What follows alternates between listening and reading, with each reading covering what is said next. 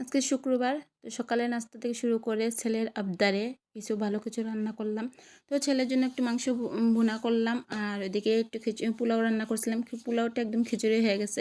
তো আজকে কী করলাম না করলাম সব কিছুই শেয়ার করবো এই ভিডিওতে, সবাই দেখতে থাকুন।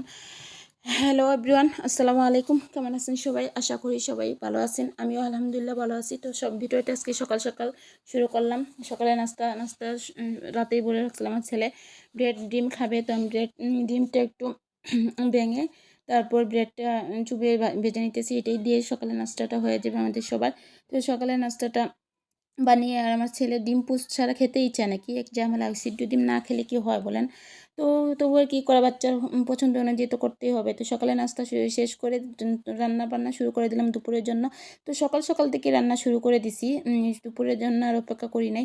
তো এখানে আমি আলুটা রাতে সিদ্ধ করে রাখছিল আপনাদের ভাইয়া, যে সিদ্ধ করে রাখলে মাংসের ভিতরে যা ময়লা ছিল সব কিছু বের হয়ে যাবে। তো এটা আগে সিদ্ধ করা ছিল, এর জন্য মাংসের কালারটা এরকম হয়েছে। তো আমি মাংসটা সব কিছু একদম মশলাপাতি দিয়ে মাখিয়ে বসিয়ে দিতেছি। তো এরকম করে কে কে মাংস আগে সিদ্ধ করে পানি ফেলে নেন, এটা একটু কমেন্ট করে জানিয়ে যাবেন। তো এদিকে আমি সব কিছু মশলাপাতি দিয়ে একদম মাখিয়ে তারপর বসিয়ে দিব। যেহেতু আমি রাইস কুকারে রান্না করি, তাই রাইস কুকারেই বসিয়ে দিলাম। আর রাইস কুকারে রান্না করলে একটু তাড়াতাড়ি হয় মাংসগুলো, প্রেশার কুকারের মধ্যে তাড়াতাড়ি সিদ্ধ হয়ে যায়। তাই এখানে কিছু টমেটো দিয়ে দিয়েছিলাম। আর তো এখন শীতের সিজন, যা যা খাবো সব কিছুতেই টমেটো তো থাকবে, টমেটো দিলে তরকারি স্বাদটা ভালো হয়। তো এখানে আমি একটু পর্যাপ্ত পরিমাণ পানি দিয়ে দিলাম, পানি দিয়ে ঢাকনা দিয়ে রেখে দেবো বেশ কিছুক্ষণের জন্য। আমার ছেলে কালকে রাত্রে থেকেই বলতেছে যে ও পোলাও খাবে, মাংস খাবে। তো এর জন্য ছেলের জন্য সকাল সকাল উঠে গরু মাংস বের করে নিলাম ফ্রিজ থেকে, বের করে তারপর রান্না শুরু করে দিলাম। ছেলের আবদার তো বলে কথা, ছেলে তো আর বেশি খাবে না, যতটুকু খায় আর কি, ওটাই মনে শান্তি। ছেলে শান্তি তো আমরা শান্তি। তো বাবা মারা যথেষ্ট পরিমাণ চেষ্টা করে বাচ্চাদের শখ পূরণ করার জন্য। তো আমিও আমার সাধ্য অনুযায়ী আমি আমার হাজব্যান্ড চেষ্টা করি আমার ছেলের শখ পূরণের জন্য।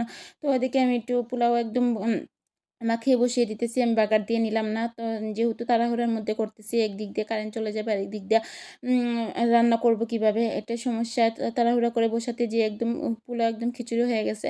তো কি আর করার, ওভাবেই রান্না করে ওভাবেই খাওয়া হয়েছে। তবে ভালোই লাগছে, তেমন একটা খারাপ লাগে নাই। তো এখানে কিছু কাঁচামরিচও দিয়ে দিলাম, দিয়ে ঢাকনায় আর কিছুক্ষণ নাড়াচাড়া দিয়ে তারপর ঢাকনা দিয়ে রেখে দেবো বেশ কিছুক্ষণের জন্য।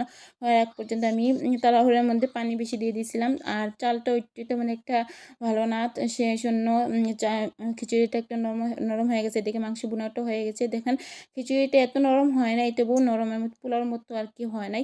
তো আমার খিচুড়িটা হয়ে গেছে। এখন আমরা দুপুরে খাওয়া দাওয়া করে নেব। তো দুপুরের আগেই আমরা খাওয়া দাওয়া করে নিতেছি, যেহেতু সকালে শুধু ব্রেড খেয়ে খাওয়া দাওয়া করছিলাম, ওটাই পেটে ক্ষুধাও লেগে গেছিলো। তো তাড়াহুড়োর মধ্যে আমরা 12টার দিকে খানা খেয়ে নিলাম।